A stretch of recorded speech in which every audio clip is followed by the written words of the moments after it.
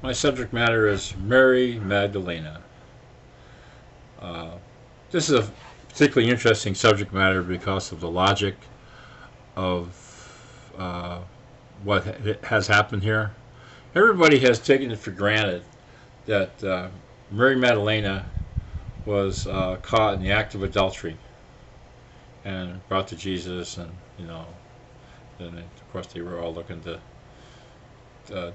condemn her and so on. But you got to think about the logic for this for a minute.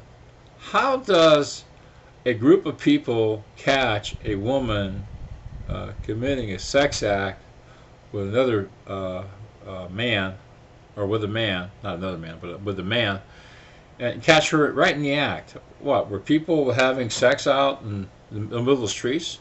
What do they have buildings for? So that so they didn't get attacked by animals, or so they could block out the sunlight? Oh, I thought they had beds back then. Hay or whatever they use. So, reinforced mattresses with Simmons hay. Little joke there. Anyway,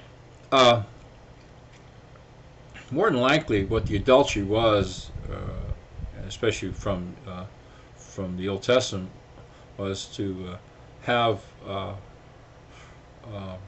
to worship other gods. That's what the adultery is. So, the reason why she was caught in the act and why a group caught her, because she was probably over there worshiping some idol. Now, that makes more sense. So now they bring her to her, and they say to her, well, should we stone her? But see, now here's an interesting thing. In the Old Testament, if someone got caught, shacking up with somebody else's wife or husband, whatever, there was never a situation where someone got stoned or was going to be stoned to death. But if they worshipped other gods, then of course, from I understand from the Old Testament, they were subject to be stoned to death. So, and of course, Jesus goes through his usual dialogue with them. He says, "Well, who's ever without sin, let him throw the first stone." Could get a lot of jokes out of that, a lot of puns. Probably what it's worth for anyway. But anyway, this is not going to be a very long tape. That's it.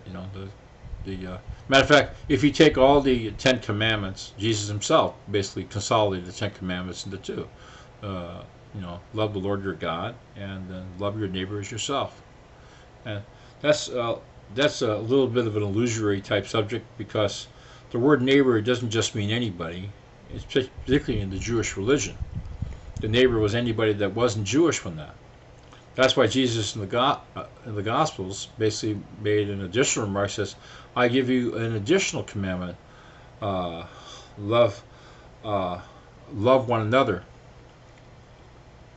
So, if the potential was that these were going to be Christian brethren, now obviously a separate group from the Jews, or let's say a completed Jew, or if you want, like Paul talks about somewhere in Romans, the 9th chapter, 6th verse, I think it is.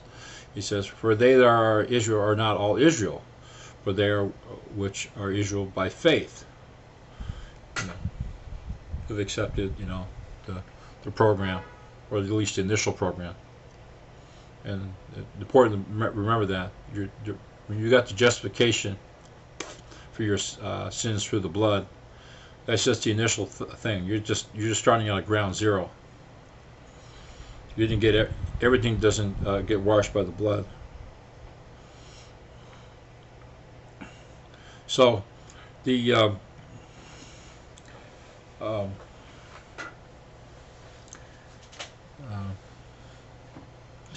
lost my train of thought here. The Mary Magdalena, or the Ten Commandments, basically consolidated into two categories, and that would be love the Lord your God and love your neighbor as yourself. And again, the neighbor is someone who's outside the Jewish community, and then Jesus tells them to love one another, because they weren't really part of a Jewish group. To love one another, and then of course, love the Lord your God. It's probably more of a reference to Jesus, And probably the way it should probably read is love the Lord of your God. See, Jesus was in the Old Testament. The word Lord was a reference uh, to Jesus or Jehovah, and of course God was referencing to the host. But the confusion actually is in the New Testament. The word Lord really is a reference to anointing. The words Lord, Christ, and anointing are interchangeable terms. So those statements out there that Jesus Christ is Lord is a redundancy. Jesus means Jehovah's salvation. Christ means anointed, and the word Lord means anointed. It doesn't mean that Jesus is God. Jesus is a God. He is a sacrifice, albeit for all of mankind, but one sacrifice, not God inclusive. He's on the cross. Of course, they very conveniently throw that into the Aramaic language. What he's really saying, he's talking to a group. He says, my God, why hast thou forsaken me? In other words, the gods, why have you forsaken me? And of course, that goes in line with Isaiah. It says, for he shall be forsaken of his brethren. His brethren weren't necessarily the ones on the ground, like Peter and the like. They were forsaken him. His host from heaven or from wherever they're at was leaving him alone. So then when he goes into hell and delivers the captain, he goes by himself. And that's an important thing. He goes by himself.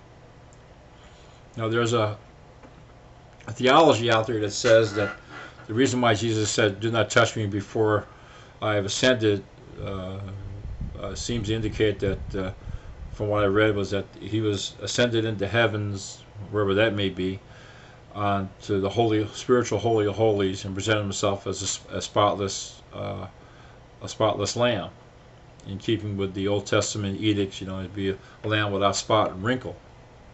And that doesn't make complete sense. The lamb without spot and wrinkle was the sacrifice that was on the cross, not in the aftermath. And by doing the sacrifice, it gave him an entrance, a key into hell and to lower parts, into the prisons, to set the captives free. When you delve into this subject matter of setting the captives free in the prisons, whatnot, you're talking about the lower realms of hell. You're talking about pre-Adamic groups, whatnot, Nephilim, if you will. So, I guess love covers up a multitude of sins. Love is also blind too, but that's something for you and your honeys to worry about. But anyway, this is like a never-ending story. You can, the more you talk about this thing, you can never stop talking about it. One subject matter delves into another. One overlaps another subject matter. It's like a freight train. No, it's more like what Buddha talked about. Life was like a river. No matter where you jump in, it's life. It's moving. It's going on. There's really no beginning. There's no end. Who can say that this is the beginning or that's the end? Of course, that probably goes in line with relativity. There was no creation. It always was. There were reformations. There were basic guidelines, but there's no beginning existence when that.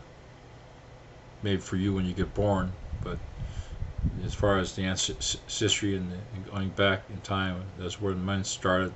No one really knows. Really, nobody knows. I don't know. I've seen parts of it. I don't know if I want to know.